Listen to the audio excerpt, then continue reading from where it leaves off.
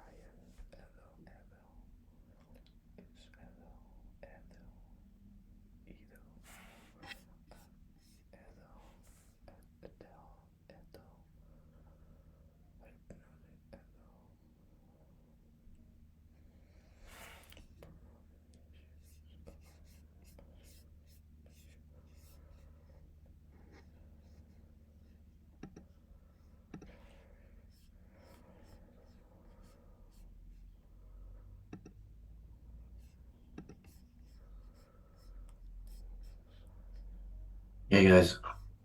Hey, Brian. Hey Brian, how you guys doing? Hello everyone.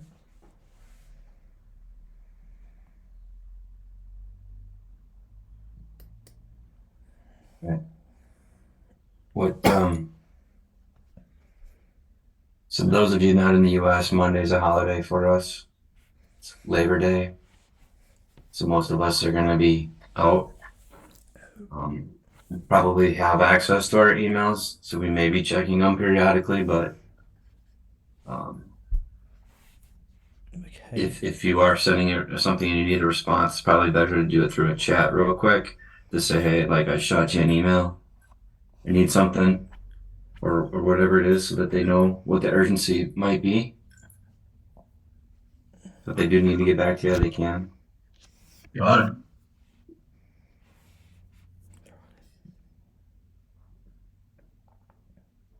Unfortunately, that means that a lot of people are going to be a little slow today and tomorrow because their minds are on the weekend. But that also means that they're going to be pushing for shit first thing Tuesday morning, wanting everything. So we need to take the time that we have now, today and tomorrow, to get caught up on anything that we need to get caught up on. So what do you guys got this week that you know they're going to be reaching for first thing Tuesday or tomorrow?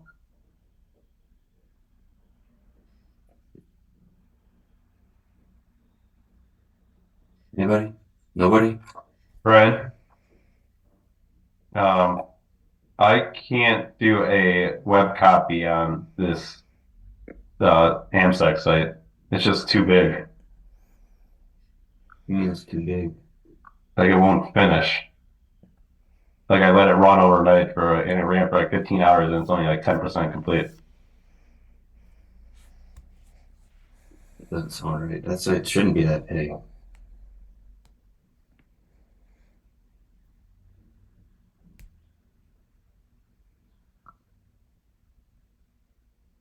That was the AmericanSecuritySafes.com, right? Yeah. So it happens that I installed that program yesterday.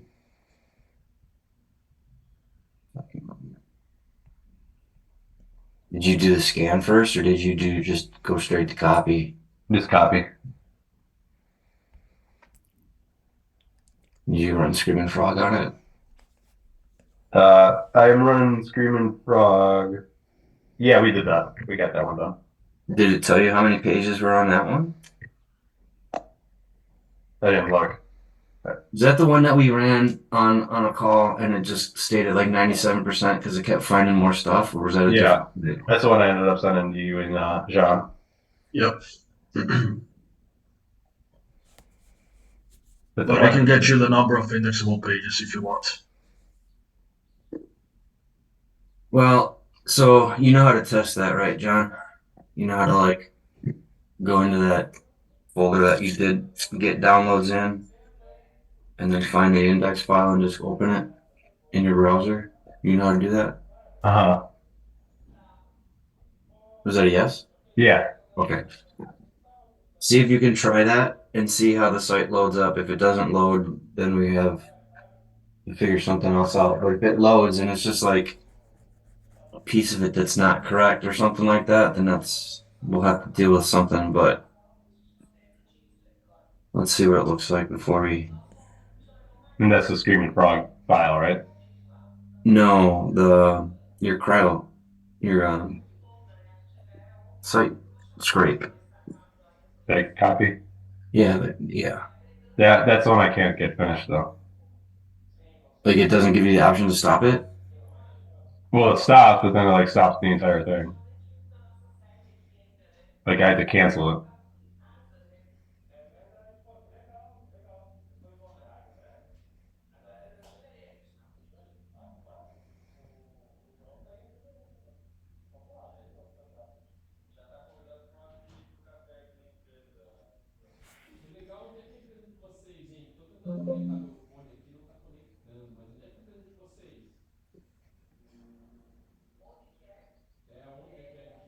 We should have back end access for that site, right?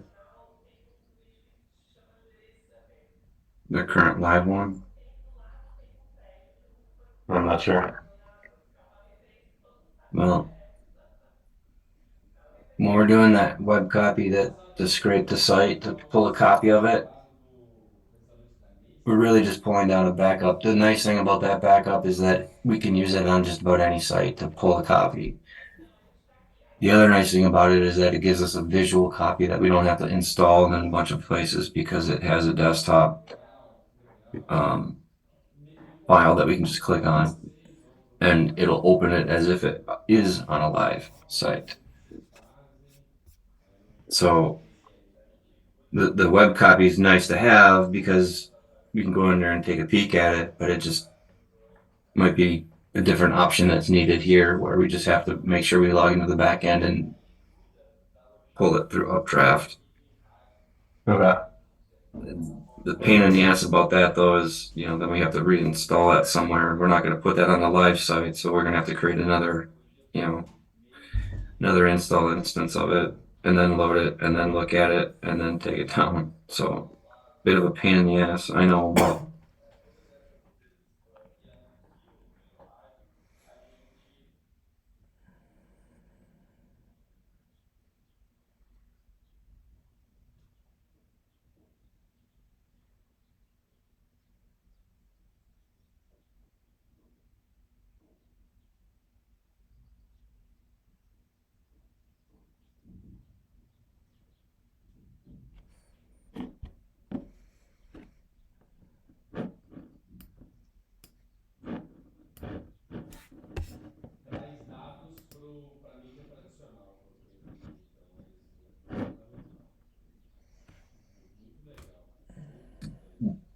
so I put Updraft on there. Grab a copy of that.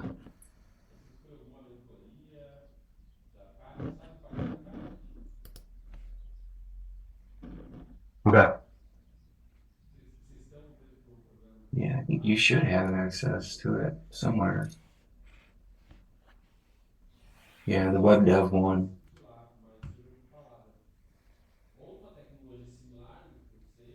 There's a HubSpot account, and then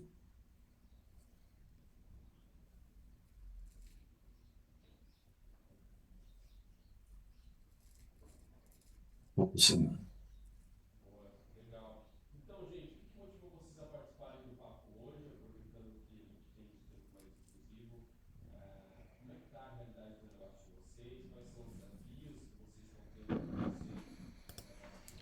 Yeah.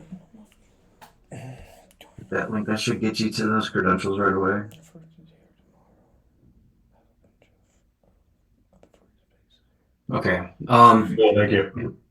Bruno, I'm gonna have some time with you today. I want to go over a website update. They basically have it's just some content stuff, but I'll review that with you. What's your? Can't remember if we talked a lot about it or not. What's your familiarity with WordPress? Yeah, a little bit familiar with. Yeah, we can talk this. I have free time today, so. Okay. I don't have a whole lot of time today, so I'm gonna probably do that right after this call. If that's they got anybody else pulling you on anything? Melissa's got you on a call at 10. Yeah.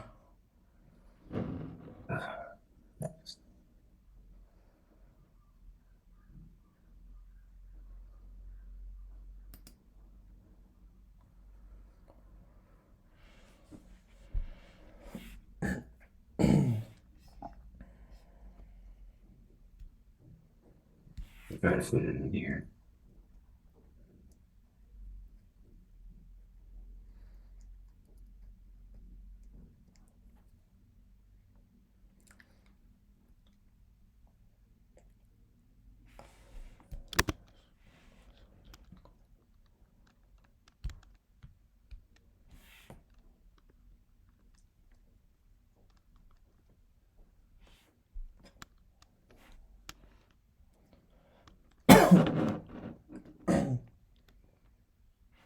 Putting time on it, a couple hours for us to sit down and go over this stuff.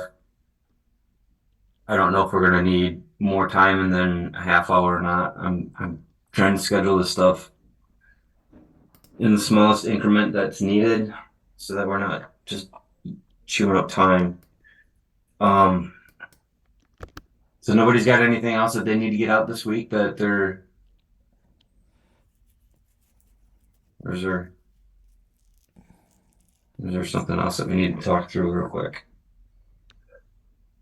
All good here. Okay, so when you guys are saying you're all good and you don't have anything that's supposed to be out this week or whatever, and everything seems like everything's going smooth, is that because you guys don't have a lot to do and you have free time? Well, no. I mean, when I say all good is that I have everything under control. I still got a bunch of stuff that I need to finish this week. But I mean that I don't need like an extra hand or whatever. That's pretty much what I mean when I say all good. All right. I want to make sure because I know some cams are pushing projects onto other people at other times, right? And some people are getting overworked than other people at some times, and it flips around. It's not always the same people, but it's something there. I'm aware of it. It happens to me a lot. I'm sure it happens to other people. So I want to make sure that if that's the case, if you are running out of things to do or you're not sure what to do and you're just kind of floating around thinking, I could work on A, B, or C, and then you only get to one of them or half of them or whatever, then let me know because I can help you out there. Okay. So if you guys are looking for anything, of course, there's always the HubSpot and Google Academies. So I want you guys to continue to try to keep an hour of that day or hour of your week to where you try to get in there and take some of the courses. There might be a course that's 3 hours long or whatever, and you can't break it up into smaller chunks or whatever, and that's fine. Maybe just try to get through that one a little bit later when you have more time, or try to, not cheat, but try to go to the end of the course and take the test. Listen to a certain part of it, skip ahead, and then, because those are open book tests usually, you can have it open in one browser and then have the test on another. And it doesn't mean that you can't pair up. You know, Jean and Gus, you guys could go in there and say, "Hey, I'm going to take a course," and then you guys can powwow on the answers over a Zoom call or something, or through chats, right? Just to get you knocked out. And I'm not saying I want you to rush through it and not pay attention and have someone else do half of the work and you do the other half. I'm thinking more on an efficiency thing, right? Because we do a lot of stuff as a group here. So we do a lot of teaching each other how to do things, right? I don't know how to do a lot of the shit that you guys are doing, and you're teaching me how to do some of it. I'm trying to help you guys learn how to do other things too. So it should be a scratch everyone's back type of deal. And I want to take advantage of that when we can. Those courses is one of those things. If you guys are feeling like you're not sure on something, take the course. If you just feel like you need a refresher on it, take the course. Yeah, you can do that when everyone else is busy and you've got a little bit of time. So that when it does come up, then you can just kind of, oh yeah, I remember that. I just went through that, blah, blah, blah, blah, right? Same thing if you know you're going to have a project in HubSpot and you're not real sure how to make the change to that template, right? Go into the course on HubSpot beforehand. You know you're going to be doing it on Tuesday next week. So go in there today. Refamiliarize yourself with the steps and the options that you can pick from, so that when you do go in there on Tuesday, you're not flying in there blind and just spending a half an hour just trying to find out where you're supposed to go. Mm-hmm. Right? Right. Yeah. I don't like taking shortcuts, right? I think you guys all know that. I want to do stuff the right way. I want to get it done right so we don't have to come back to it and we don't have to fix stuff later. And it looks more professional. It feels like it's more concrete, right? You guys all know that about me. So if it's taking a shortcut to take the test or something like that, as long as it's done where you guys are still learning something and you're helping each other out, it's fine, right? Because we got the chats. We can always contact, you know, you got phone a friend. You got 15 friends you guys can phone on the chat lines, right? So, and you guys use them. That's great. But it doesn't just have to be for those projects. And I think you guys know that, but I just want to reiterate it. Okay. All right. We do have a couple of sites that are going to be going live here in the next week or so. Brad's got the AMSEC one. John, I think you're primary on that. Gus, you're going to, I think, be assisting. Yep. Yeah, I think that's scheduled for Tuesday right now in the afternoon.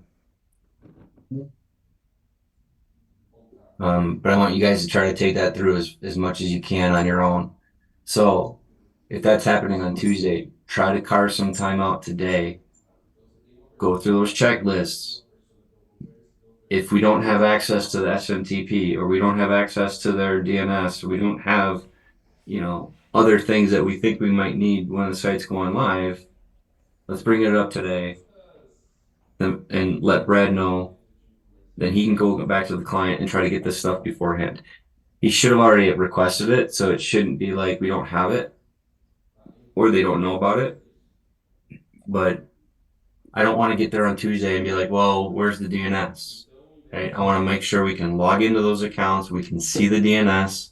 If we aren't going to get access to log into them, I want to make sure that we know who is going to be doing it and we scheduled a time to do it so that we know at 2:00 on Tuesday next week, they're going to be changing the IP, whether we're ready or not. That's what I want.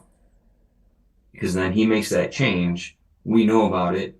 We got people on it. Then they go in there and they make all these changes and they fix it all up. And then by the end of the day, those guys are looking at their news website online and they're feeling like we just did them a solid. Okay?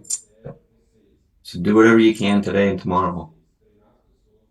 And I know there's a couple of days in between, John, so maybe write down a couple of extra notes. Gotcha.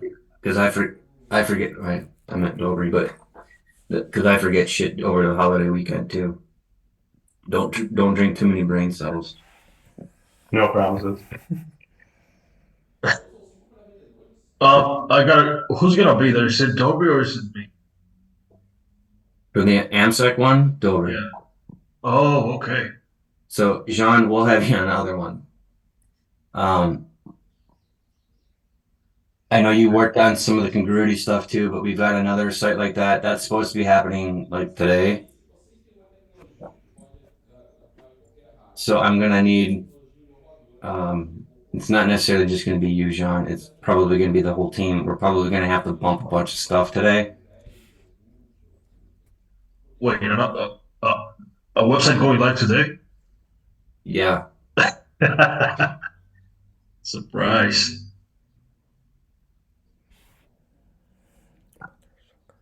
yeah, we won't get into that. But yeah, it's this Kirby website. You guys have already looked at it before and everything was looking fine. Then they told us that the domain was different. Like the one that we were looking at was a sandbox environment, but that's the one that they gave us credentials for, so that's the one that we worked with. We found out earlier this week. That was like 3, 4 months ago. Then we found out earlier this week that that was just the sandbox domain, and they're not going to use that. And we need to change the domain that we have on the site on our account so that everything works. Problem is I went and did that yesterday, and for about 2 hours, the thing's all jacked up and broke. I can't figure out what the hell's going on with it. It's caching something somewhere somehow, and I can't get rid of it. So I know there's going to be errors that are going to pop up. So I'm going to need you guys to go in there and be able to figure out and troubleshoot some of this shit with me and try to get some of this stuff fixed. This is one of John Daniel's clients. There's a bunch of other programs. The client's got a number of different websites that they're trying to work with. So there's a lot of opportunity here, a lot of upside to it. So I don't want to be fumbling this thing and trying to pull this thing live last minute. I sure as fuck don't want to be working on it tomorrow. Okay, so obviously, if you got other things that got to get out the door today, we'll try to make time so that you can get to those. But I'm probably going to need everybody to kind of go in there and at least test the pages on different browsers and the form submissions, just to see how all that stuff works, right? And then it's making sure that all the links and everything are work properly.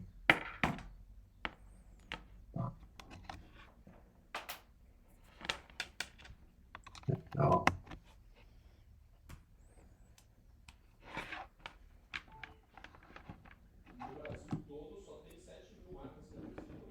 So I'm just going to share this real quick and show you what I'm. All right. So this is that site, right? Anybody? Okay. Well, so like right here. Here, I broke my nose.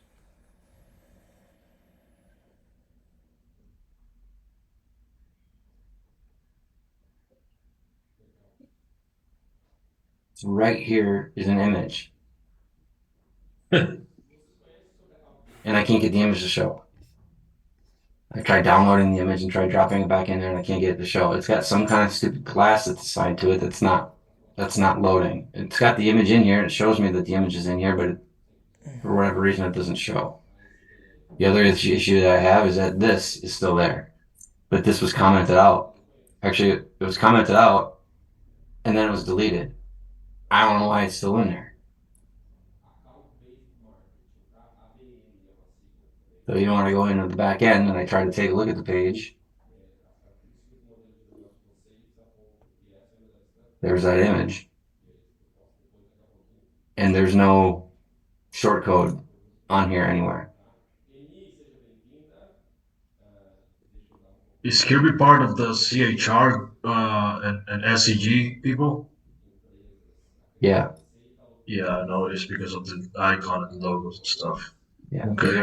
This is all part of the congruity family.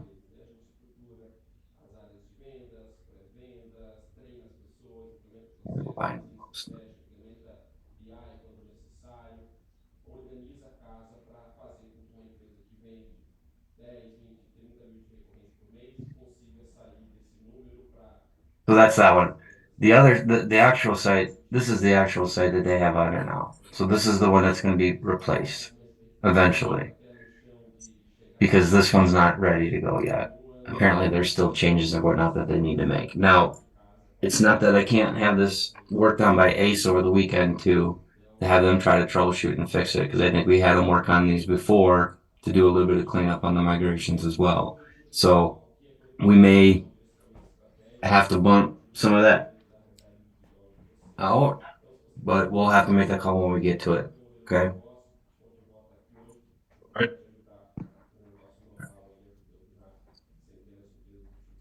So just know that that's coming. I got a call with them, I think at 11 o'clock with Brad, and we're probably going to set a time for them to do that flip. In fact, let me move this up. So Bruno, I'm moving that up instead of it being at about 2.5 hours from now. We're going to do that after that creative meeting with Melissa. So I can get you working on that while these guys are, or while we're trying to do the Kirby stuff. And you can just kind of go from there. I'd rather get it earlier in the day because I don't want you to have to feel like you're rushing at the end of the day. And that's, I don't know, you guys probably know that, but that's really the reason why we want to do it at 2 o'clock launch time. I don't like doing later than that because sometimes we need the full 3 hours. Sometimes we need 6 or 7 hours. But I really don't want to start that stuff at like 5 o'clock in the evening and then, be working until 11 o'clock at night trying to get shit to fix. So, the other thing that I see, well, maybe ask you guys what your thoughts are. Do you feel like you have too much, not enough, or just the right amount of time to work on projects? In general, I'm not pointing at any one person, cam, or project. For me, it fluctuates a lot. Since Jesus went out, I'm still getting. I'm not gonna say all of his stuff, but I can say that a lot of his stuff I'm still getting those, and sometimes it gets too messy, and can be dangerous sometimes. Yeah. Anybody else have an opinion? Yeah, I think same here. Some weeks are hotter than others, but it depends a lot on the projects and on the type of project, because there are projects that I can do within an hour, and there are stuff that I need probably like 3 to 4 days to complete. So Yeah, but when you say 3 or 4 days to complete, how much time do you actually need to do that versus how much time do you need to free up so that you can work on it? You know what I mean? Like, does it take you 2 hours over the course of 2 days, or does it take you 1 hour in one day? no, like for example, for the whole JK stuff, that yeah. I probably worked with Juan a lot on that, and it was like 3 hours, 4 hours a day on that project. So that was a lot. And there are projects, whenever I can do anything in an hour, I'll just try to knock that out in a day. I don't like to like work 30 minutes in something one day and then leave the other half hour for another day. I don't like working like that. So Right. again, having that thought process, again, I don't have like a concrete answer because it varies from project to project. But at any time I have some free time or whatever, if that's the case, I'm always trying to do the whole the web management. Uh, Try to talk with the guys if I can help them with anything. So Okay. Well, I encourage you to keep doing that. I think that's great. I do like the fact that you're helping other people out. I like the fact that you want to get things knocked out in the same day that you start them. I think that's all wonderful things. It's not something that I experience on a regular day basis. Yeah. And I don't want you guys to have to go through the kind of shit that I have to put up with. I don't even want to go through the shit that I have to put up with. I'm trying to address that through the proper channels. But what I want to find out from you all is if you feel like things are coming down and it's Monday, 3 projects came out, you got one from each cam, every single one of them told you it was due today, you told every single one of them that you had another project from another cam, and they all told you that theirs was priority. Right, that's my question. Does Sorry. that happen? On my end, no. I think that the cams, at least what I've experienced with Ryan, Brad, and John Daniels, they all pretty much are communicating with each other. So every time I've had like a task that's important for any given cam, the other guys know. So they know that I'm working on something urgent, and as soon as I'm done with that, I can move to the next thing. How do they know that? I probably think they talk with themselves. I know Ryan he said everyone that I was working on the JK stuff, and that was like primary stuff needed to be done. So I got a bunch of stuff on teamwork, like not a lot again because that was a priority. But I'm hoping that Ryan communicated that to the other camps. I mean, I don't know if that's what actually happened, but yeah. Does everyone else think the same, or like you guys all have the same experience that Gus is explaining? Yes, most of the times, yes. But of course, there are some times where I'm working on a big project, for example, CHR, and for example, someone comes up with a social media post or a email that has to go out, and for some reason I'm the one to do it, and I have to jump off from one task to the next, and it happens sometimes, but yeah, like I said, it's pretty much under control. So when you have to do that, I'm sorry, hang on one. So when you have to do that, Jean, is that because it suddenly just came up, or is it something that like it was on your radar, but you thought you could get to it a little bit later? No, it's most of the time something that just came up. Juan, you were gonna say something? Oh yeah, I was gonna say that my take on your last question. I feel on the last weeks we have been helping a lot, like with the guys with Sean and Gus, and I feel we are dividing like job, and that's helpful. And I feel yeah, some things come up out of the blue, and we take care as they come up. Uh, However, on the free time I have, I try to work on the next month social schedule, and I've been doing some hops courses. So I think we're kind of on the spot, in a good spot.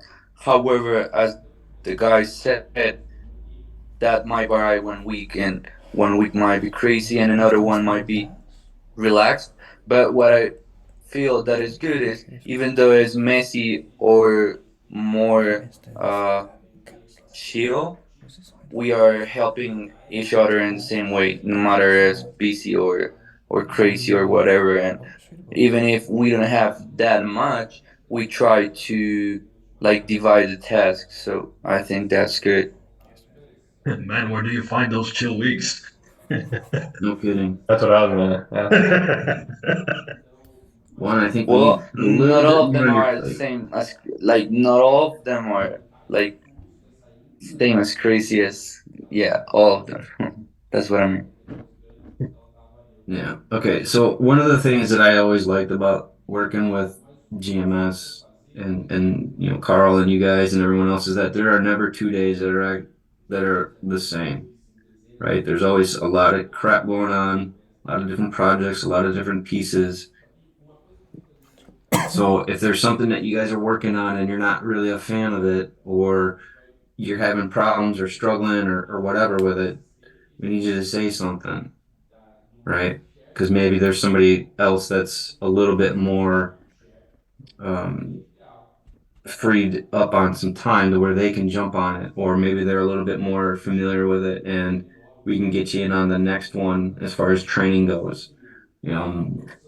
There's a lot of stuff to do. So if you don't like the areas that you guys are working on, or if you want to expand to another area, happy to do so. Right? You just can't read everyone's minds. So just let us know that. Part of the reason I wanted to bring up the question is because of it seems like, at least on my end, and I don't know the reasoning behind it, but it feels like I'm getting blindsided with a lot of little tasks, a lot of little troubleshooting issues. Or some of it's just knocking things out that could be happening. And it could be because you guys are all booked up and nobody has anything that they can push off, but other things have to get done. Some of it's just because of expectations on deadlines that people have. Some of it's just other people not talking with each other and figuring out what's going on. So I wanted to get your all's take on it, see if that's the case, if you guys are having any issues with that kind of stuff popping up, see if there's anything that we need to address with it. Because I know you guys are having conversations, meetings, and all sorts of stuff with clients and other cams and stuff throughout the day that other people aren't on, right? So every time you guys are on a project and you have to pass it off onto somebody else to work on it, and they weren't in on those meetings, they don't have any of that information, right? They're coming in completely blind. And even though you may be putting notes into teamwork, you may be, having stuff in chats, there might be note files that were saved into the Google Drive. There might be spreadsheets of task trackers and stuff like that. And I want to keep in mind that not everybody has access or has visibility of those because they don't know about them and they don't know where to look for them. Okay, so if somebody's going to be coming in and they're going to be helping you out on a project or taking it over because you've got other things that have a higher priority that need your focus, let's make sure that we're making sure that they know where all those resources are, right? To make sure that they know that there's a task in teamwork, make sure that they know where the project file, where the folders are that they're looking for that particular project on the project files. And I'm not saying baby step everybody because we should all know that most of the client stuff, if not all of it, should be on the project file drive. If it's not, last week I was talking about how my computer was acting up and how it was giving me a whole bunch of problems and there was an update and everything. Turns out my hard drive took a shit. So I lost everything on my computer. I had to basically get a new hard drive, start over from scratch. There are projects in there that I had, notes and stuff like that I had always just saved into my document folder so I could go back in there and take a look at them down the road, or the next meeting I would pull up my old notes, review those before the meeting, and then when I go into the call with the clients, I have that information, right? It's kind of like a refresh. Well, now I don't have any of that stuff. If you guys are working on projects, and I know Jean and John, when you guys are doing the video stuff, I know you have to do a lot of rendering, and a lot of the rendering ends up happening directly on your desktop because you need the space, right? And if you're trying to do a render offline, it just takes a lot longer. So the point I want to get across is that you got to back up that information. You got to save it into the project files. If you don't have access to the project files, or if you're not doing the data stream so that you have a P drive on your computer, let me know. We'll schedule time. We'll go through it. I'll make sure that you guys have access to it that way. there's ways to access this stuff just as if that drive was another drive on your computer instead of it being in the cloud, and it will sync. Is everybody using that, or does somebody or anybody need that installed or set up?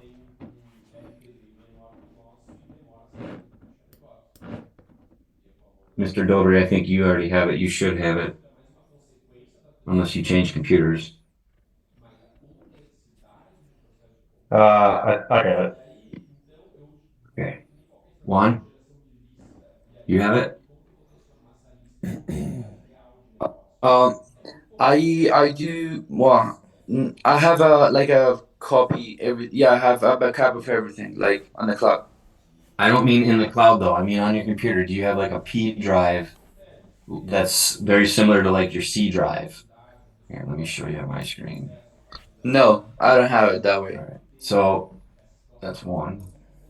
Gus, do you have it? Nope. Okay. So basically, this is my Windows Explorer.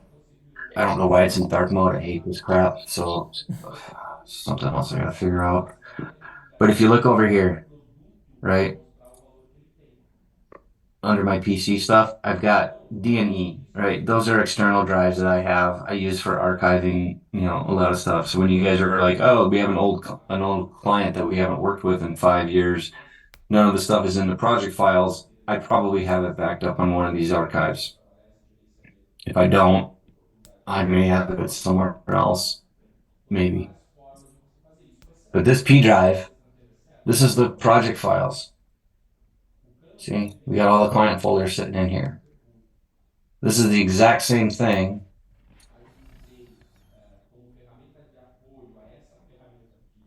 That's on the Google Drive. But the nice It's in it.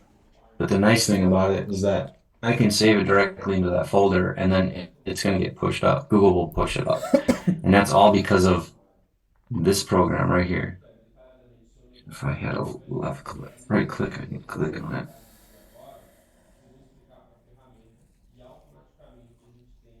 And this is where you set those settings up, right?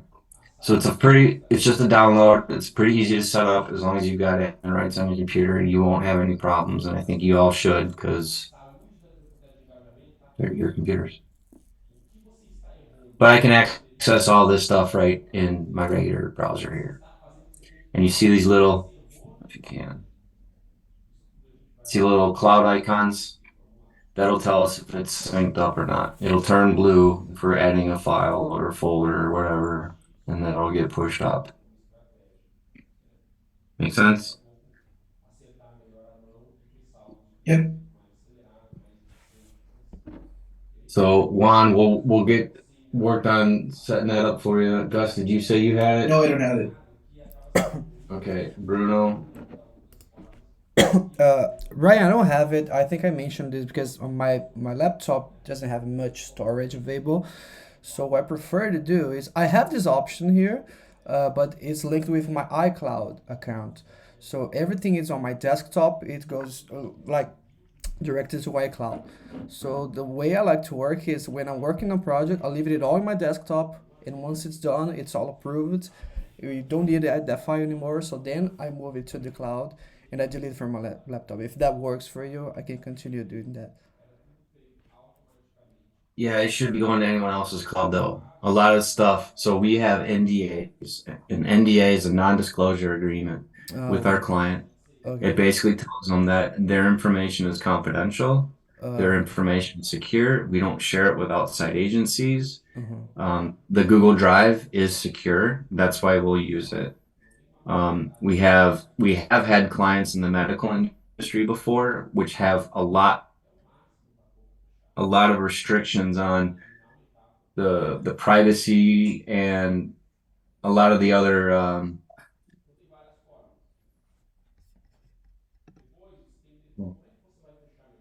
it has a it they have to be really careful because they don't want any patient Yeah, I information, got it.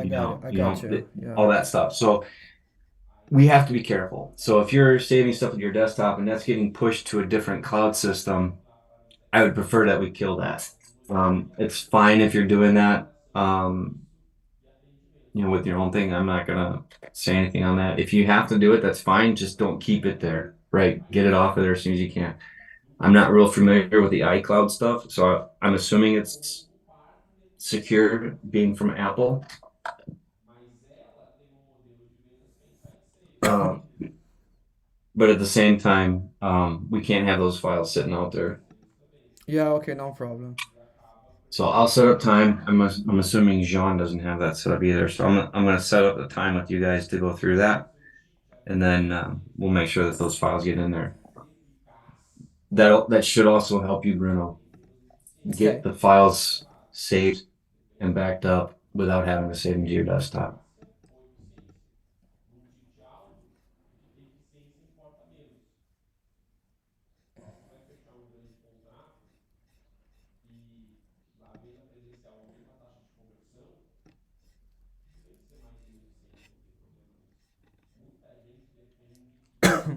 Okay.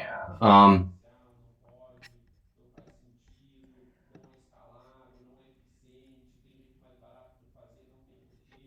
okay.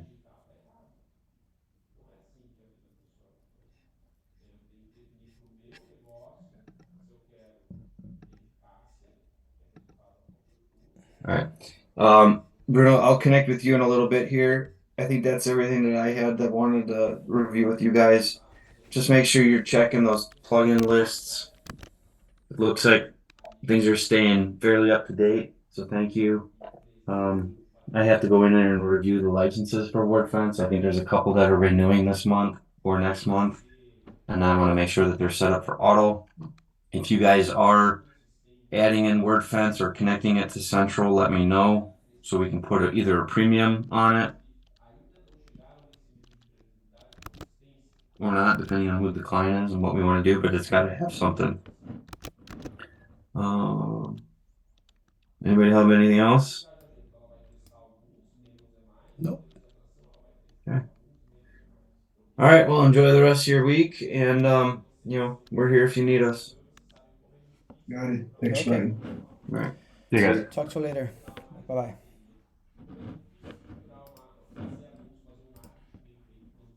Talk to you later. Yeah, what I'd like to do is I have all my desktop linked to my personal icon. Okay.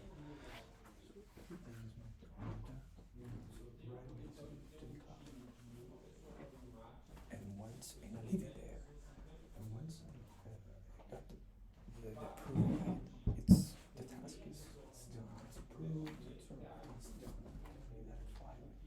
So then I move it to an external hard drive to keep it back,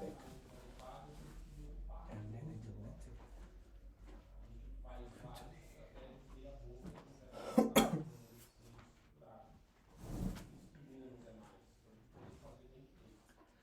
I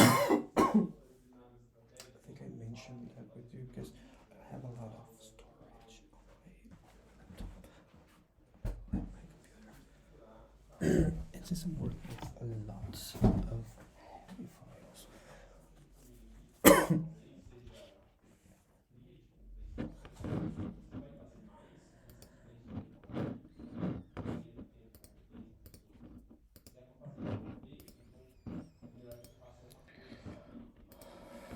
So it's more like private stuff.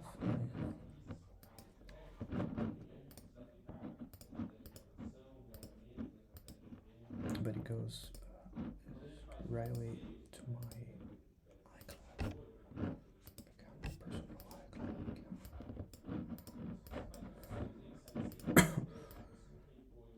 I'm not sure if it's okay for me to continue doing that, or if I have to.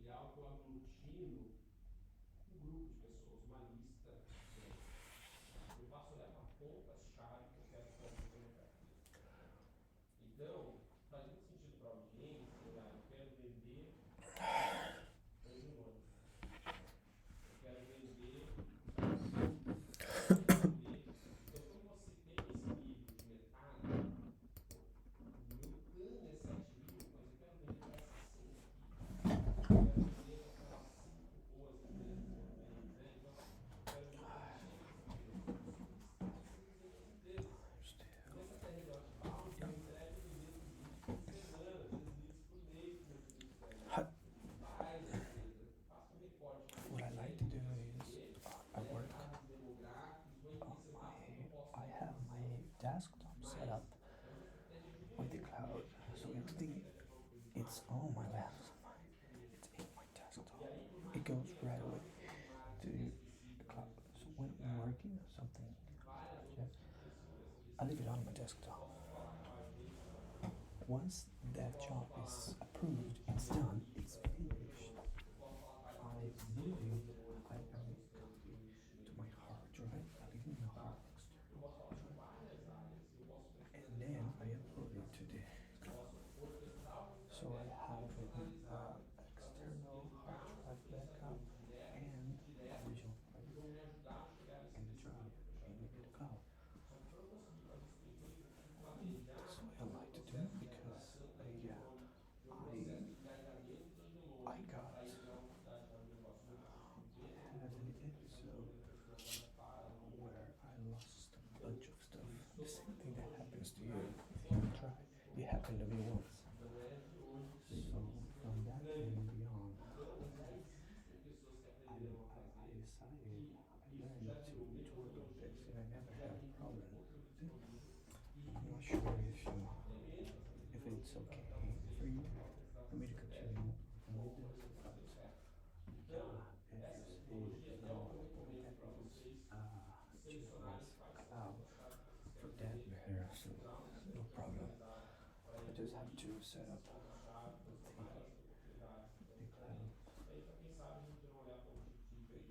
right away. It goes right away. So then these files go right away.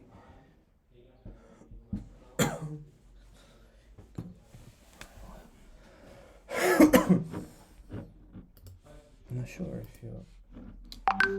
it's okay. No.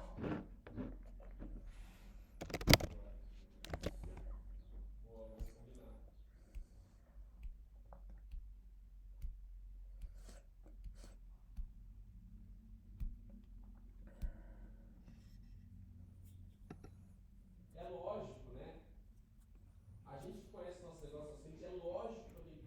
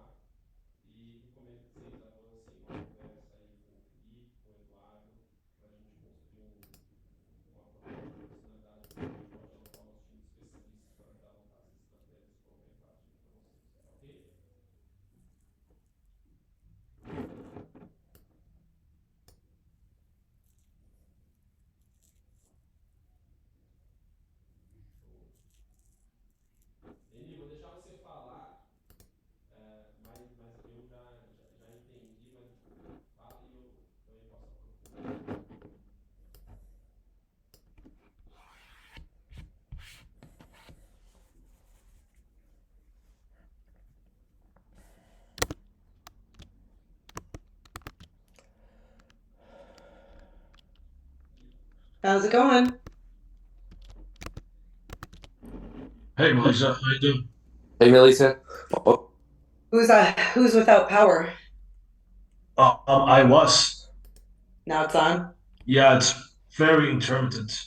It's coming on and off. Yeah, in Detroit we had was it last week? We had a really unusual bad storm. I mean, for us, all it did was knock us out for a day. I can't complain. But the damage that it did to some people's homes and the damage that it's doing, all these storms are doing are just, wow. Oh Be yeah. grateful when when the power comes on. I don't take it for granted during those times. Yep. But we do what we can. And Right. yeah, so how's it going for you, Bruno? So far, so good. I mean, it's been 2 weeks. I'm working with GMS now, and yeah, I got a couple of tasks, still going slow, but yeah, from slow steps we're getting on the board. Yeah, is it overall right now, is it slower workflow for everybody right now? Not for me. Oh, okay, I wasn't sure. Yeah, not here. Okay, good. That's a good thing. I wasn't sure, and again, I'm trying to get more insight basically into what everybody's working on. And then we're going to try to create a series of, quality control checklists, if you will, to make sure that we're optimizing things according to, if it's a social media platform, or if it's a best practice for UI UX, or low hanging fruit that we can start incorporating in to some of these efforts. Again, just kind of relying on each other's skill sets and strengths and everything like that. And I know that we had said we would also be sharing some of the work that we've done. I know Bruno, I believe you worked on one of the things that we could share is the GMS posts. Oh yeah. And then in maybe doing that, I also want to talk about specifically let's just talk about social media posts for a second, right? Like, how is everyone constructing these different assets? Just the basic stills, whether they have photography on or not, vector images in them. I want to make sure that we're basically building files so that anyone could pick it up, edit it, and we should be probably standardizing how we do that. A little bit at least. I mean, there's 1,000 ways to produce these kinds of things, but and I think Bruno, I think you created that in like Photoshop layers or whatever, right? Yeah. Okay. Whereas, are there some of you that use Canva? My man Oh my Gus. god, everybody does. No, Gus is the best. Yeah, you guys Gus are has a fun. master in Canvas. I'm assuming. Yeah. I'm sorry. No, DB. it's okay. I just wondered, like, is that like, does that make sense? Or I mean, I know for some clients they prefer it and they like to go in and edit it. It just depends on the client. How involved, or like if we're an extension of their marketing department, they may want to get their hands on it.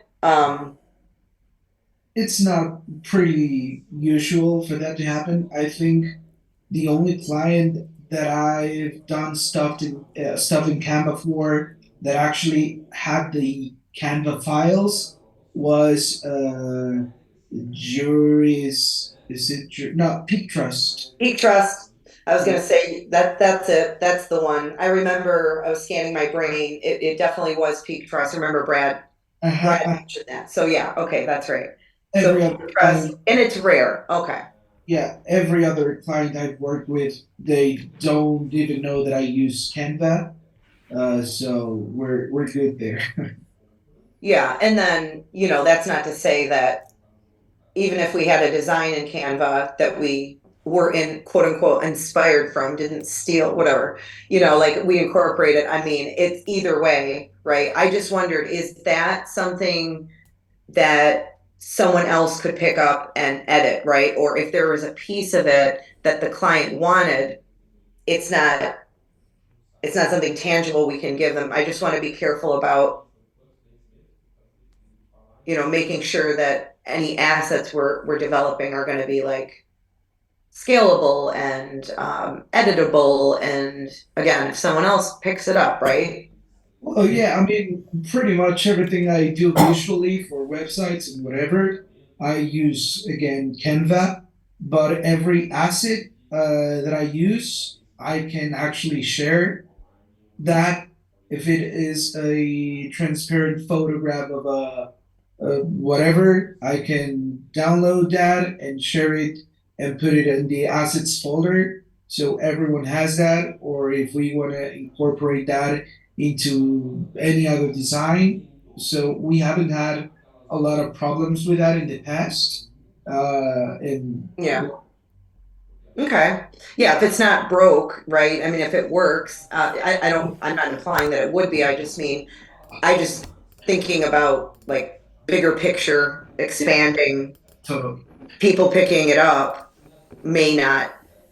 I mean, of course, it's very intuitive, but you are the master, as they say, of Canva. So, we want you to hold that title. So, Yeah, you don't need to be that clever though. So but the sometimes, as we all know, though, in different environments, that if there's only one person that does this and that it runs the risk of the rest of the team, if they need to pick it up. But in this case,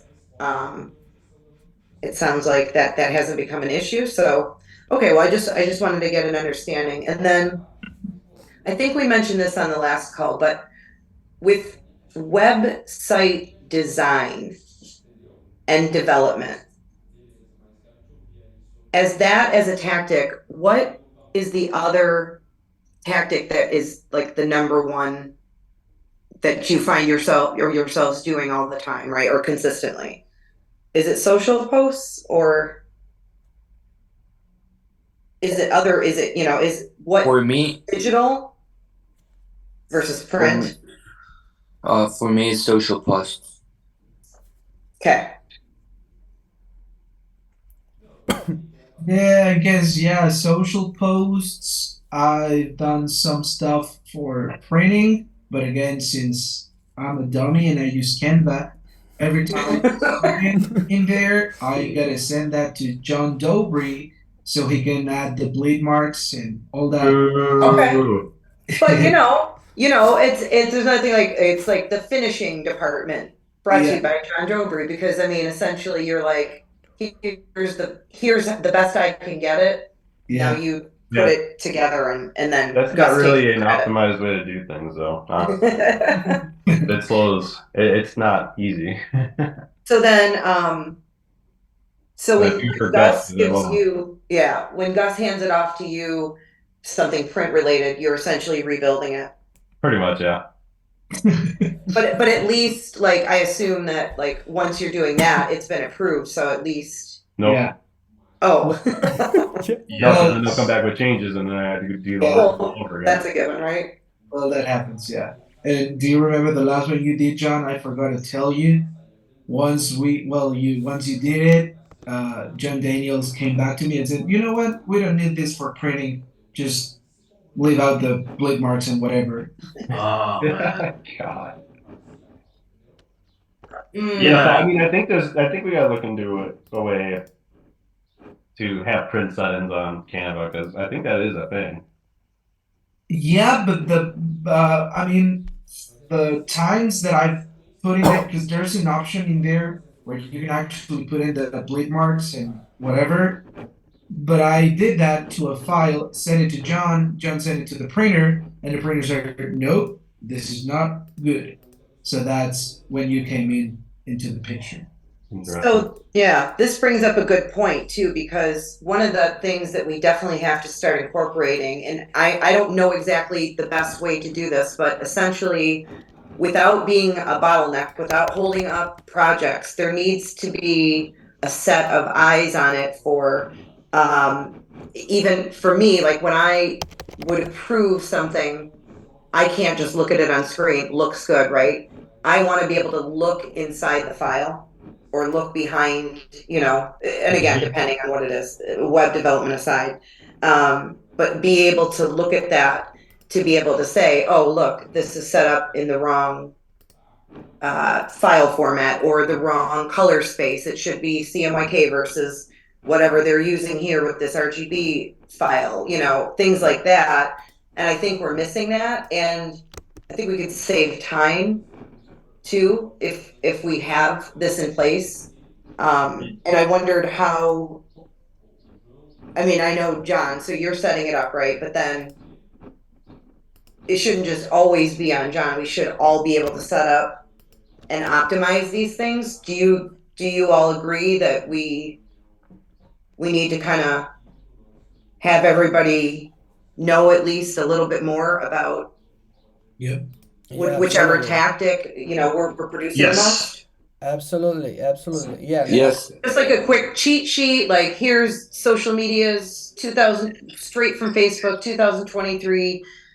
You know, here's the character limit on paid ads. Here's the recommendations on the sizes, um, versus square versus vertical, and really drilling down to have the cams think about these things. So like that's one of the things I'm trying to facilitate too, is educating them on the strategy versus just saying, okay, this is landscape because it's, the year 1998. It's not. So we got to say, like, okay, people are on their phones. We have to cater to that. Okay, let's look at what they have and not guess about it, but keep each other posted on changes like that.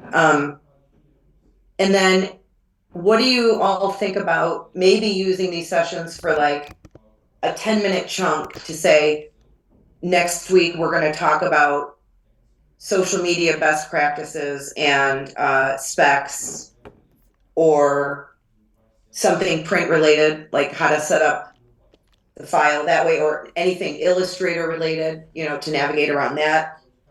Where do you all feel the needs? Because I mean, I think we definitely have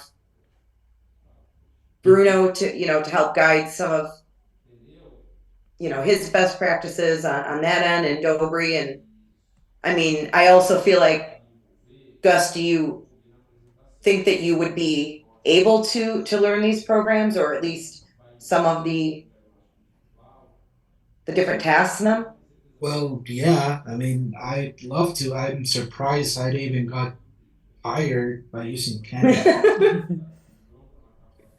I Well, think you just haven't been exposed enough to it because I didn't know a thing about any Adobe program when I joined GMS, but I had to because they threw at me a web design, huge web design project, field piece.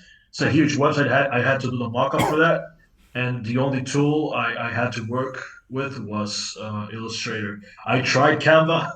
I have those files saved somewhere, but that didn't work. ah, I learned yeah, running and those running. good. Yeah, and Yeah. that's the way to do it too, honestly, is just get yourself an assignment, a task, and then okay, so and the reason I asked too is because I just wondered, like, there could be an opportunity for us to have these sessions and for the team to align on what topic we want to go over, and then we can just kind of do an open forum, right? But just maybe I'll just set up like some slides and some talking points about whichever topic. We can record it, and then that way we can refer back to it, in the video while we're screen sharing and stuff like that. So I think I found that helpful for myself. So again, if there's any specific topics you all can think of, we can start implementing those. You Yeah. know, Do you know if we have like a? Because I think Adobe has this cloud thing. Does GMS has that or? Um, we have like two accounts, Adobe accounts, but they're usually busy. All of the spaces are occupied there. I think that would be something good, having like a team Adobe Suite account. Yeah. yeah, that seems essential. I mean, I'm using my own personal one, Uh, and I pay for it anyways, and it's kind of seamless because then I can just like after work pick up where I need to with freelance or whatever's going on. right. But we definitely need that. So I'll mention that to Carl. Yes. Because that way we can have a library within that Adobe Cloud account filled with our different assets, and things like that. Yeah, I was thinking something similar because I've done so many things in Illustrator that we can reuse Oh yeah. so many other places, different assets like you mentioned. It would be awesome to have just in one place and we can all access that. Yeah, definitely. Okay. Also, the website templates we all have in Oh, there. okay. Yeah, let's talk about those. Mhm. So how does that work? Because I've seen it where like the cams will say, "Hey, Melissa, can you help me? There's a landing page. I just need something else other than this layout." And I'm thinking, well, there's all kinds of ways you can do it. Then it gets back to the objective and the target audience and things like that, right?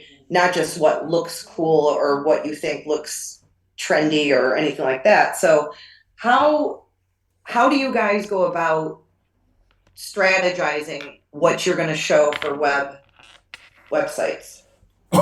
Like what's the first step when they come to you? They say, we need to design this we need to set up this website. Like, how do you go about picking that out? Well, Yeah, go ahead. go.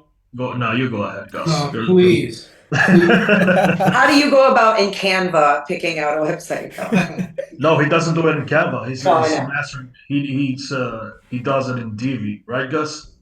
Yeah, I have a local host set up in my computer.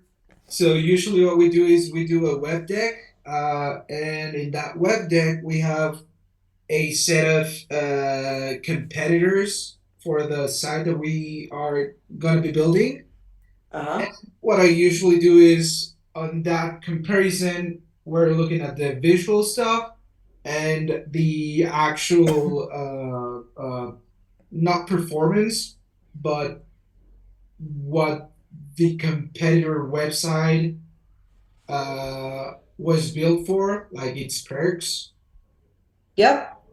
And then once we have that deck all figured out, I usually just come up with something similar because a lot of the competitors, the client shares is because they like something about that website. So I would build something, obviously using their branding, that is similar without stealing too much for that mock-up. Yeah, it's inspired from. That's all. Okay. I didn't steal. I was Steal. buying. Yeah. Still like an artist. Right. There's no such thing as original art, Yeah, that's true. especially online now, right? Hmm. And then so you come up with those okay, so then the next step is the wireframe, right? I assume the sitemap wireframe. Usually that one's on the web deck too. The wireframe comes first. Then after the wireframe has been decided by Carl and the client and any other cam, they give us that wireframe and we would do the mock-up using that wireframe as a base, as a, I don't know what's the word that I'm looking for. Yeah, I hear you. Okay. And then obviously eventually, like once you mock up that wireframe, at some point the brand application comes in, whether that's a complete redo of a brand or the first time they're populating something like this. So I assume we're picking out color schemes, or does that happen separately? Or have you guys not gone through that? That one happens on the web. Let me see if I have a web. Yeah, it's usually they either have like a brand guide or they include in the deck the color palette the client uses, and then we go Okay. from there. Okay, that makes sense. So you guys are getting that information from the CAM usually. It's not, if you do have to start it from scratch, that's like a separate project in a way with that brand. Right. Okay. So this is pretty much a web deck for one of the finds that we have last year, I think. And here, Oh, that's right. Okay.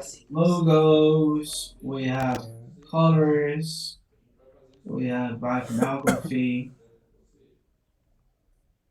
kind of images that they want to be using. These are the competitors, Hmm. plus power, This one's nice and organized. a home Yeah, page. but that's not the typical client. I was gonna say, the ones I've seen, okay, cool, but we get it, but this looks really nice. And Yeah. And And then thorough. there's, branded stuff, But I know that Ryan showed me the client overview for this client, and it's very in depth too. So Yeah. Mhm. So this one was one of the mock-ups that we did, and I don't know why this is here. Um, yeah.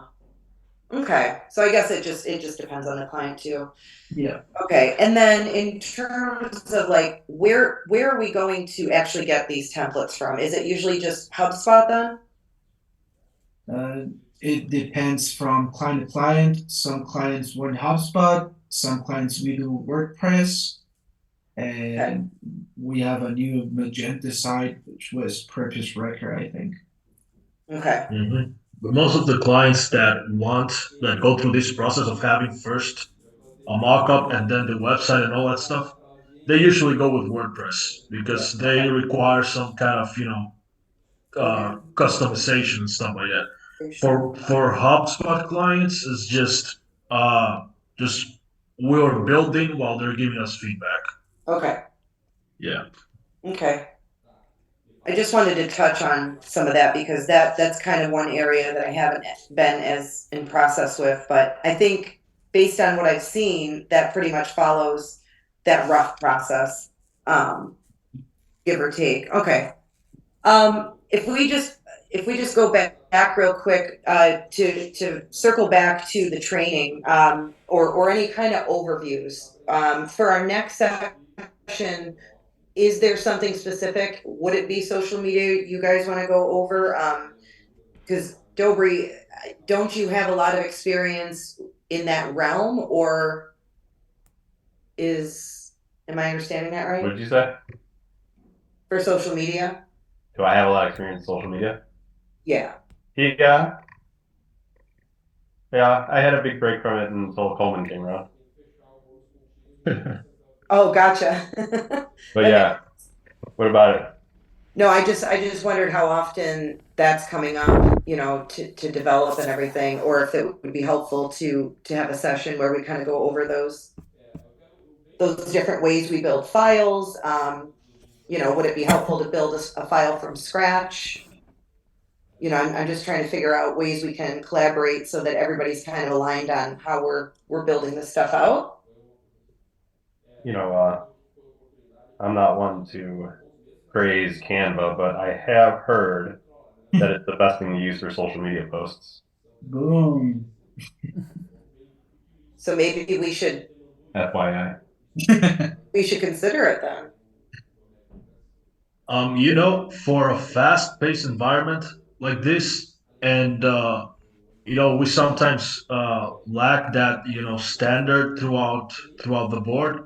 I think Canva does a pretty good job at keeping things like consistent. We can share things easily Okay. instead of having this bunch of Illustrator files. Sometimes the client has working files in the drive, sometimes they don't, and it's pretty hard to get them and share them, and sometimes they're a mess. Oh So yeah. Canva really helps if it's just like internal stuff. We're just building the posts and putting them out there. I think it's good in an environment like this. Well then, yeah, maybe then we just look into that, right? So that we look into Adobe, as a platform for us to obviously work consistently on various things. But Mhm. there's still a need, like you said, in this kind of environment for what we're doing. It makes sense versus like, some of the more custom stuff, like I'm thinking of the Coleman Voyager stuff, where we really have to follow an existing brand like that Mhm. carefully.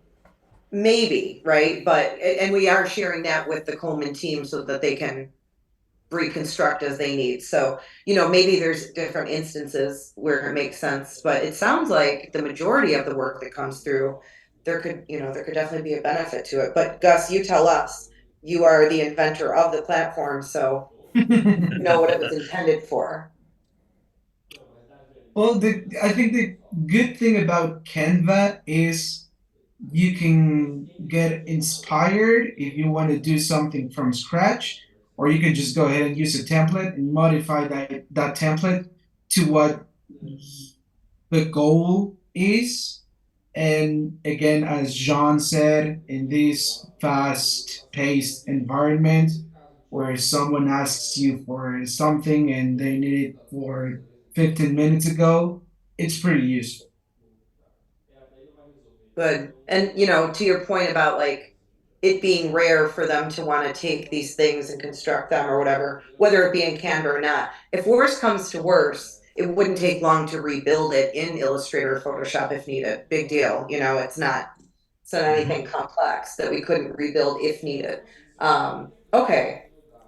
Well, that sounds good. I mean, it is pretty much like an industry standard. You see it all over the place. And now people are even in their careers expected to know that program. Whether, and I mean, in conjunction with other brand applications, we can use it. Um, okay, so then maybe we all start to poke around in it. And then how about next week we dedicate maybe like 15 minutes or so. I don't know. Are all of you familiar and can make your way? I mean, all of us could make our way around it if we had to, but are you familiar with it, Dobry? Kind of, not really. Kind of not really. That's kind of where I'm at. I mean, I understand the concept of it, but What about you, Bruno? About Canva? Yeah. I worked with Canva for a couple projects, but not that I'm master like Gus. I prefer more like Illustrator or Photoshop. Yeah. Yeah, but I think it's a good thing that, because I don't know if you guys saw what I mean. I did the. Did you see the GMS's posts before Bruno did his magic, Melissa? I don't know if I'm thinking about the same ones.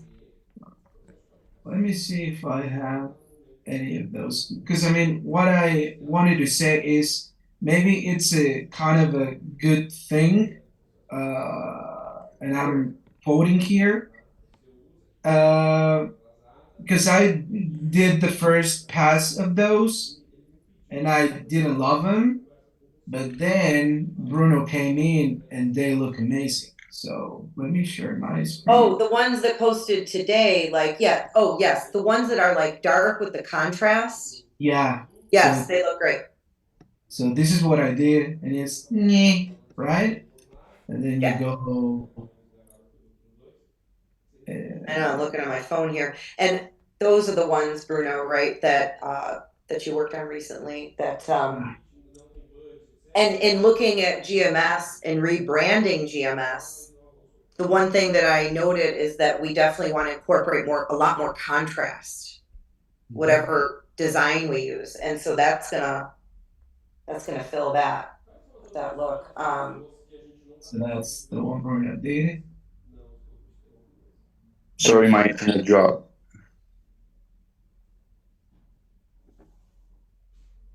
So yeah, I think you guys knowing a lot more of what you're actually doing. Yeah, I think, in my opinion, I think Canva is not a bad program for us to use. I think it can get a lot more done like in Photoshop and Illustrator. I think Canva have its limitations. There's some stuff Yeah, that we want to do, but we're not pretty sure if it's their way to do in Canva. I don't know if you guys know what I mean, but yeah. When I use Canva, I often end up having to do something in Illustrator. I was just gonna say that, Yeah. or I was thinking that because I feel like I intend to start out there and I always end up back there, right? Yeah, It's kind of same. like, The same happened here because sometimes it takes so much time for me to learn how to do something in Canvas that I already know how to do in Illustrator. So I better I know jump that's back. right. Yeah, they 'Cause better jump it's back to like Illustrator. if it's intuitive in the program you're using, then I guess we'll just look at that. Maybe there is then something to Canva for us to start utilizing um, more of, and Gus can expand on that and kind of show us what he uses it for, at least for the tactics for GMS. But okay. All right, well, we're at time. I don't want to hold anyone up. I've got another meeting too. I know we talked about sharing, but at least we got to see what Bruno's putting out there and, trying to look at anything we're doing and upgrading it and leaning on each other. I'd like to see like more visuals of what everyone's working on. I myself can share that next week, and maybe even go over that in our next session. So in the meantime, if there's anything you guys think of that maybe we can cover as a team and specifically talk about, let's keep those discussions open. All right, sounds good. Okay. All right. Hopefully you keep your power, John. Hopefully. Have a good one. Bye. Bye-bye. Thanks. Have a great day, Everyone. everybody. Bye.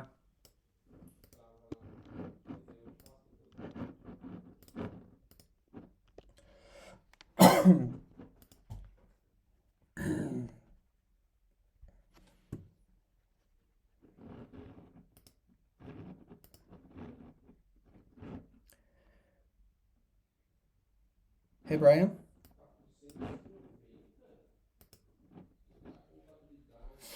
Hey, Bruno. So this is gonna be a quick call because this site's a little complicated. I'm gonna try to go through this quickly. Okay.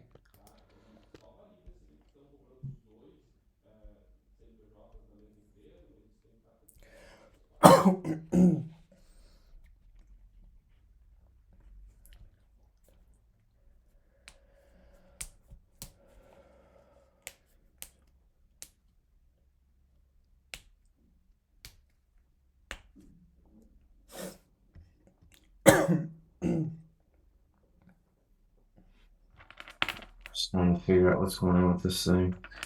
All right, let me share my screen here.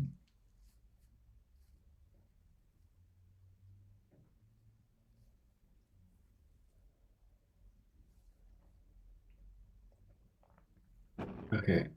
Have you been in the back end of WordPress much at all? Like, Yeah. okay.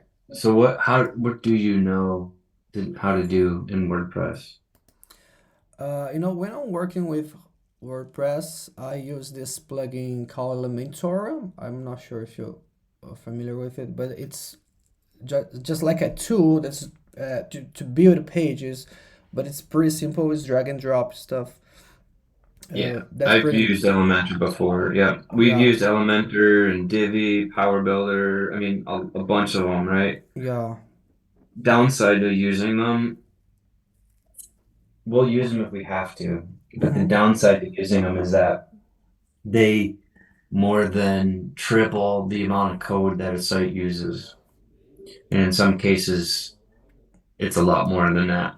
So there's a lot of extra bloat that ends up being in there, which slows up the performance of a website from loading quicker. Yeah. Uh, it also makes it a little bit more complicated as far as making edits to it. And then, of course, there's compatibility issues with other plugins from time to time. And I have a client right now, and this is one of them where if I actually try to update a page on it, won't let me. And that's because the builder on here is too old. And this is a client that had tried to update his site on a regular basis. But then it got to a point where it was too old and he wasn't paying us to maintain it.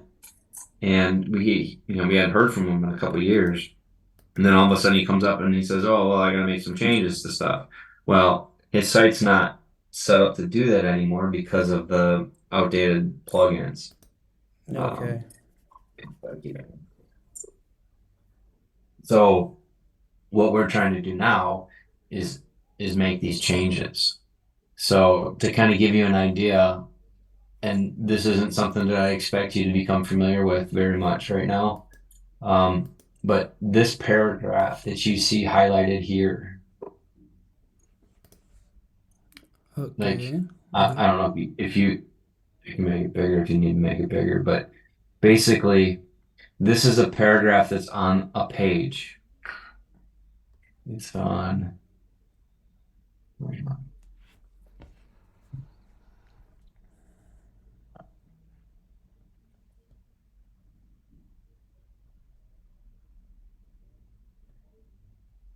It's on this page right here. Okay, about us. But Okay. so normally I'd want to go in there and I just hit edit page and I'd go in there and I just copy the text and I drop it in there. But I can't do that because the builder's broke. So in order to do that, I got to go through the database. And so you can see the database has all this extra shit in here. Mm-hmm.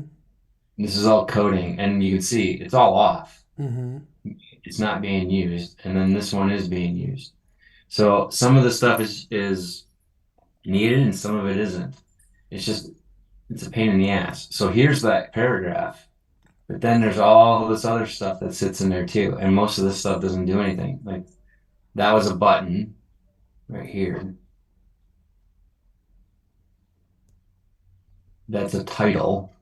So like that just says Jerry Thompson and has a link to his image. That's this. Okay. So that's what that looks like in the code. Mm-hmm. So normally, if I'm going to be working on the back end of the website, it's going to be more.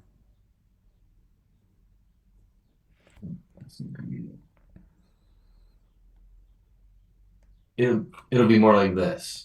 Mm-hmm. This is what I was expecting to see. Because here I can just copy and paste, I can change fonts, I can, do whatever.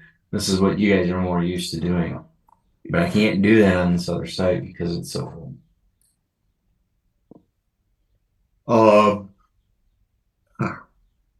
Shit. So I'm trying to look through this and see what I can have you take over. Stop it.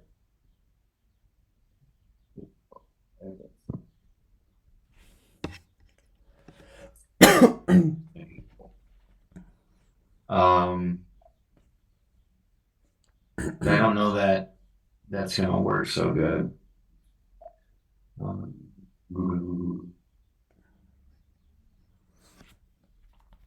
Yeah. So I was hoping that he was gonna want to have updates made to the dev version that we have set up for him that actually has that builder removed on it so that we can actually go into the back end and actually make edits like we expect to. But that's not the case right now. And so now I gotta make the changes in the database here. So I'm just gonna give you a quick run through of a different site of all the different areas that they have Mm-hmm. to kind of get you a little bit more familiarized with it. And then when we have one that's a little bit less complicated or, that's set up properly, we can run through that a little bit more. So you can see that there's 18 updates that are ready to be pushed, but they're not good, right? Like it's unknown. This one is good for an older one. This is unknown on the current version. So a lot of these say that they're okay, but I know because of how that builder's set up, I know that it's not going to be a good idea to update a lot of these because I know they're going to break. Mm-hmm. So when we're updating stuff in here, we want to make sure that we take a backup first. We typically will use like Updraft to do so. Once we take a backup of it, we'll download it so that it's in the client's project file. And then,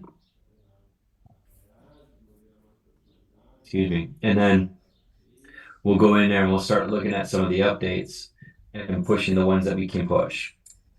If it breaks, we'll undo it, we'll redo it, and then maybe we don't push that plugin anymore.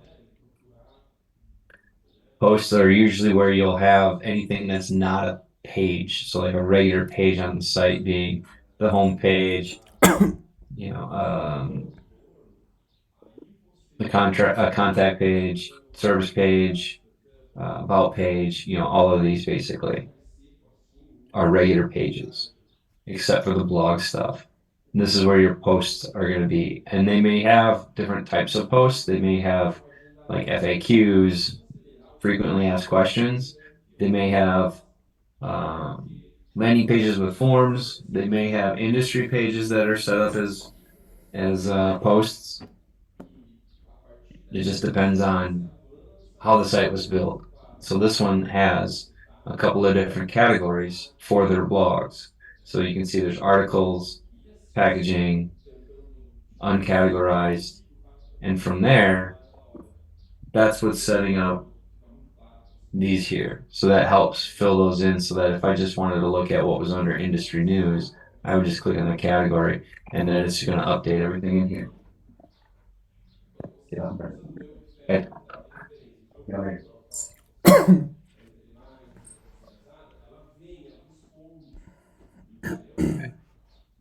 So that's really what that is. And then media is where you upload your files, right?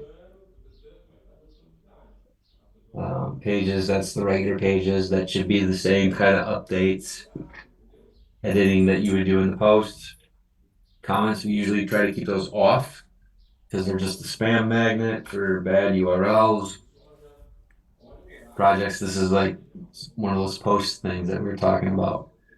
They don't have anything in here because they stopped using it. But that's where you would find that. Contact forms, we'll typically use Contact Form 7 or Gravity Forms. They're usually the most compatible and they have much more integrations with different features. So if you wanted to have different things happen with the forms, maybe when they put their name in, it asks 2 different questions.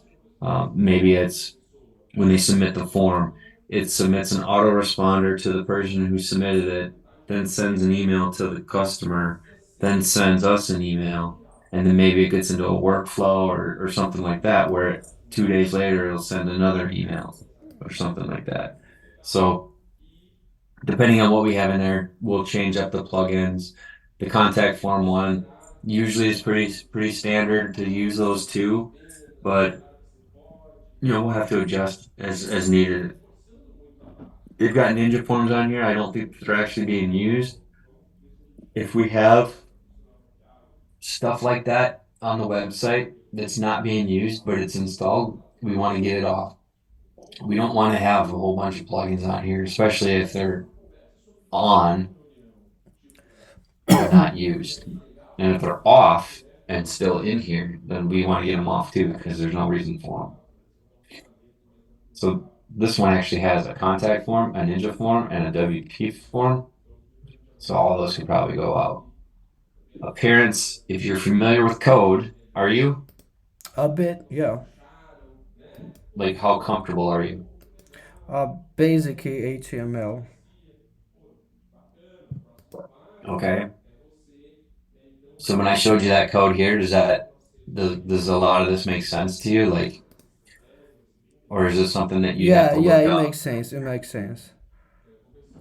So if I was to say like I need to change this this section here and I need to make it into 2 columns, you would know how to put that code in there? Yeah. Or would you have to look it up and I'll have see to an look it example? up. Yeah, some of the stuff since I don't work pretty frequently with this, some of the stuff I have to look it up. But yeah, I understand a bit of HTML. Okay. So that's okay. I don't have a problem with that.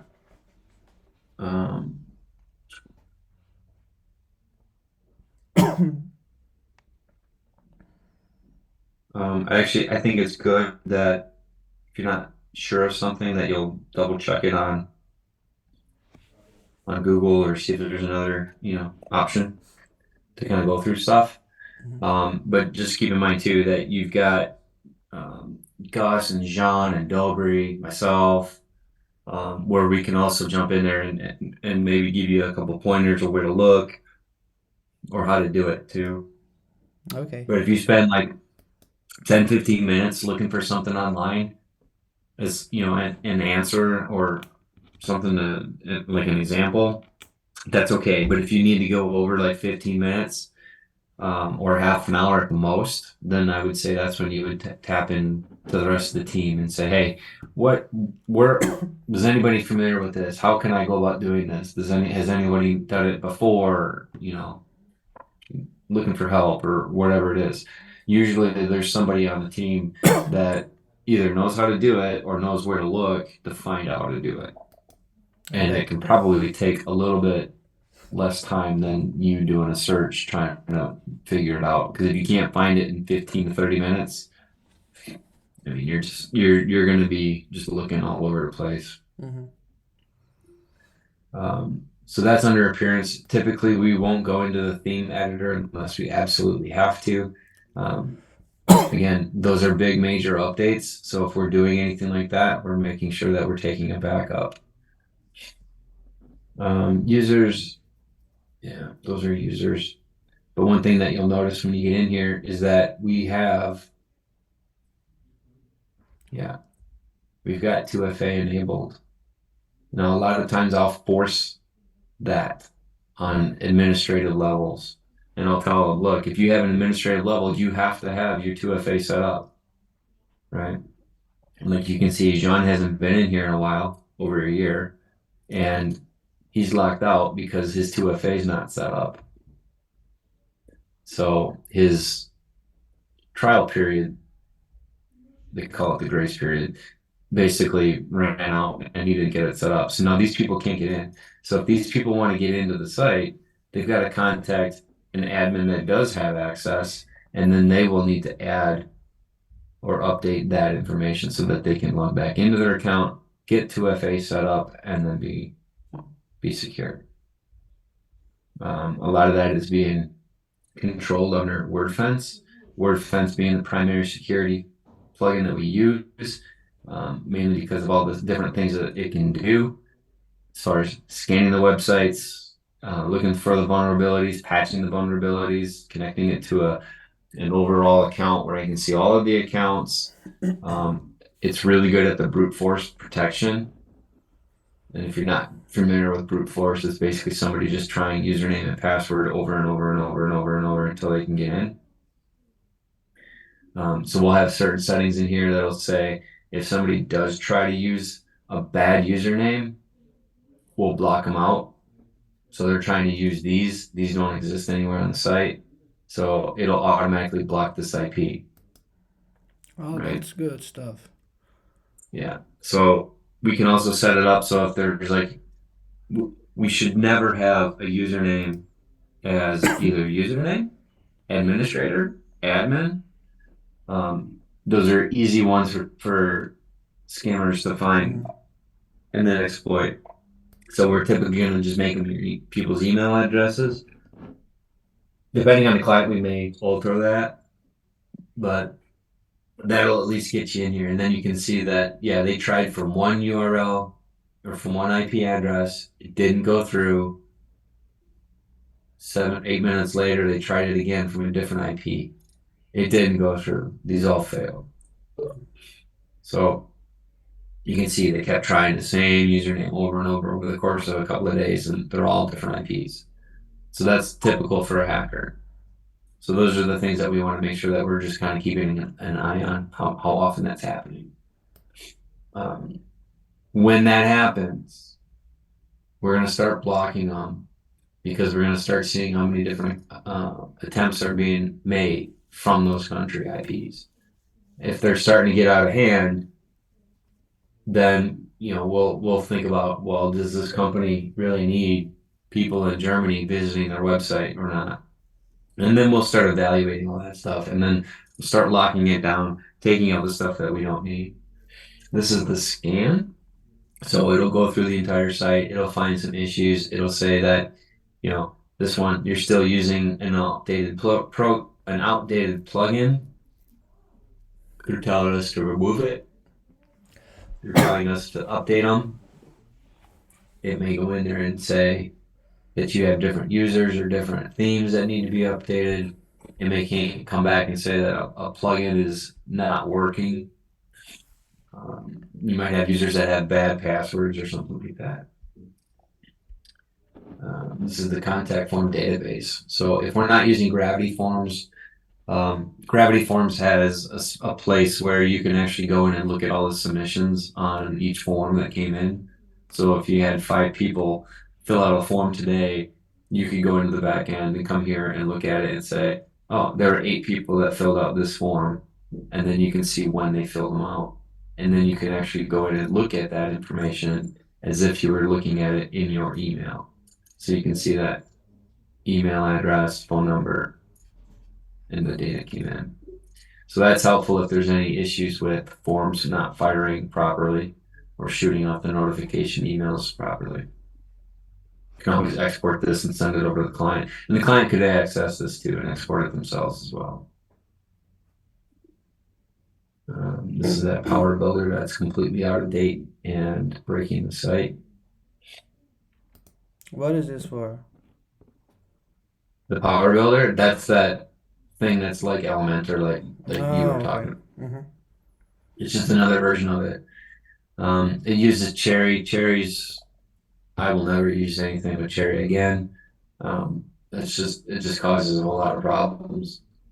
It doesn't always play well with newer plugins. It usually will require a different PHP version than everything else, which breaks other stuff. I mean, it gets to be a problem. So try to stay away from them. So that's kind of the quick and dirty of the back end of this site. They're all going to be a little bit different because the sites are all different. Companies are unique. So we'll try to be flexible with it. I'm pretty sure the next time you're in the back end of a site and you're trying to find something, pretty sure it's going to take some looking around, depending on what it is. So we'll just take your time with it, make sure that we're doing what we need to do, and just doing it as efficiently as we can.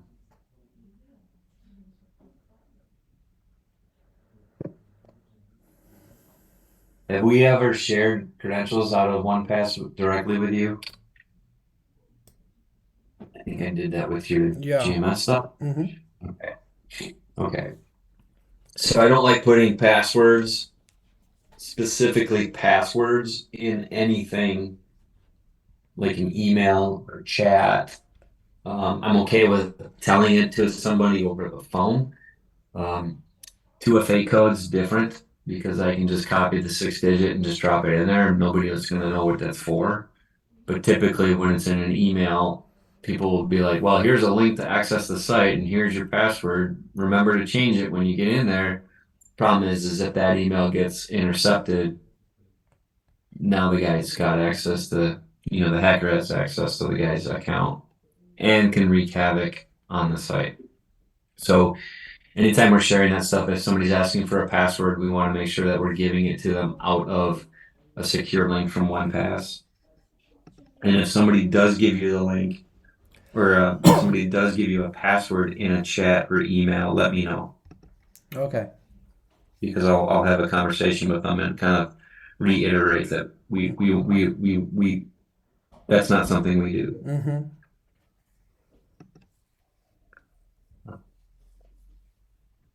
But the only reason I brought that up was because of if you need to get in any of the sites, we'll shoot those credentials over to you so you can get in, and then set up your 2FA and whatnot. Now I'm gonna jump out on a limb and assume you know what 2FA is and how to use it. Is that something you're familiar with? What is that? The 2FA? You know what 2FA is? Yeah, 2 factors, right? Yeah. So there's this plugin. I don't know if there's a plugin that's for other browsers or whatnot that does this, but I know this works with Chrome. The nice thing about this is I can come into this account. I can go into my user where I'm setting up my 2FA. There's a scan that I'll have to do in order to get it. I can scan it with this, right? And then it'll add those codes up to here. So now I don't need a 2FA app on my phone. I'll still put one on there, and then I'm gonna take this, and then eventually, every so often I'm gonna run a backup of it, and then I'll, have it in two different places in case something happens to my account. But this is what we'll need, and you can kind of see these are all over the place. But I'll organize this. But this has a nice little search feature, so I don't necessarily have to always come in here and be like, well, which one am I looking for? Okay. Because they're all gonna be here.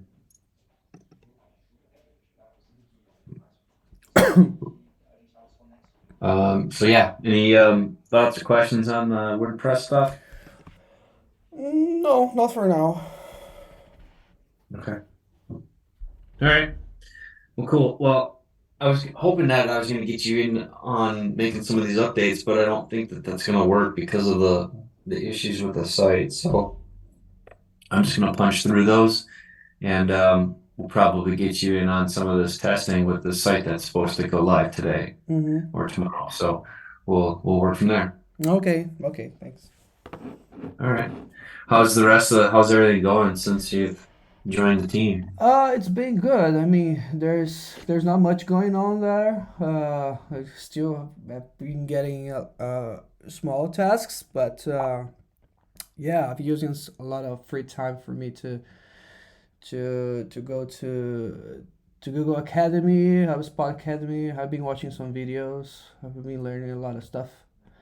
Yeah. Yeah. So as far as the Google stuff goes, GA4 is probably the most important one to knock out. So if you can get familiarized with that, GA4, okay. GA4, yeah, it's the new method. So Google Analytics used to have Universal. That was the name of it, but it was a way to track. It's kind of been the same way that they've tracked ever since Google Analytics came out. But this recent July, they're forcing everybody, like they stopped that one. So they're forcing everybody to use GA4. GA4 or Google Analytics 4 is a different way of looking at the data.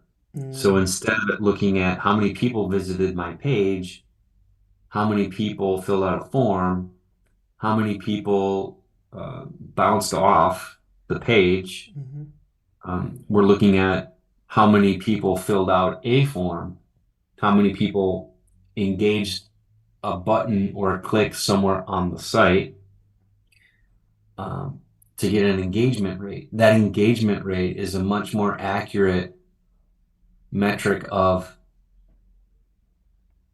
tracking on a website. Yeah. So because we have a lot of data on that, so you can yeah.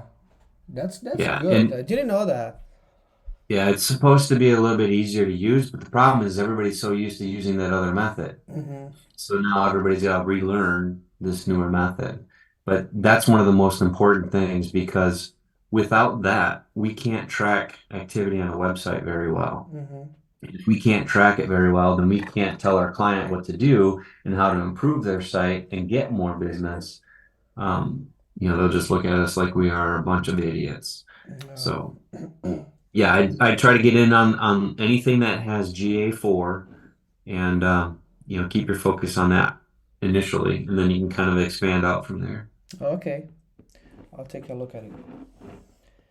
All right. And then with the HubSpot stuff, it's really on like the theming and the forms and the emails and the marketing side of things. Yeah. All right. Any other thoughts or questions? No, that's all good. All right. Cool. Well, I'll let you get back to what you were working on. I've got another call here I got to jump on, but we'll chat with you later. Okay, if you need anything, let me know, okay? All right. Sounds good. Thanks, Bruno. Welcome. Bye-bye. Bye.